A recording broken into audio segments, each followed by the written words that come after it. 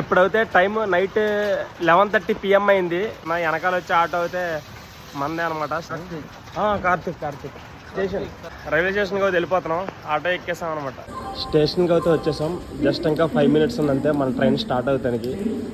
ఇప్పుడైతే నేను ఇంటికి వచ్చేస్తున్నాను ఫ్రెండ్స్. నేను ఒక 1 week ఉందాం అనుకున్నా, నిన్నే వచ్చాను.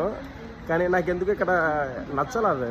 ఎందుకంటే మార్నింగ్ నుంచి వర్షం పడతానే ఉంది. వర్షాకాలంలో మనం ట్రావెలింగ్కి వచ్చామంటే అసలు ఇష్టం ఉండదు. అందుకని నేను అయితే ఇంక ఇక్కడ ఉండాలని లేదు, వచ్చేస్తున్నాను అనమాట.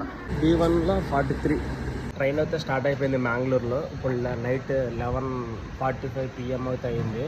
సో చెన్నై అయితే వెళ్తున్నాను. చెన్నై వెళ్ళేటప్పటికి రేపు సాయంత్రం 5 అవుతుంది. 20 hours ట్రైన్ జర్నీ ఇది. సో ట్రైన్ అయితే స్టార్ట్ అయిపోయింది. 3 టైర్ అనుకోకుండా వచ్చేద్దామని చెప్పి అనిపించింది. సో టికెట్ అయితే దొరికింది, కరెంట్ అవైలబుల్ అప్పటికప్పుడు. Morning 7 AM Mangalore.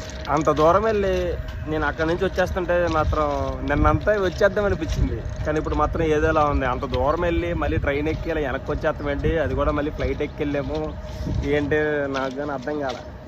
ఇప్పుడైతే మాత్రం లోపల కొంచెం అయితే బాధగా ఉంది. ఏంటి మనం అంత ఖర్చు పెట్టుకుని వెళ్ళాము, టైం వేస్ట్ చేసాము, ఎంత తిరిగి ఇలా వచ్చేస్తామా ఒక రోజులోనే. అక్కడ ఒక రోజు కూడా చూసిందే లేదు, అంతా వర్షం వల్ల ఎక్కడికి బయటికి వెళ్ళాలా.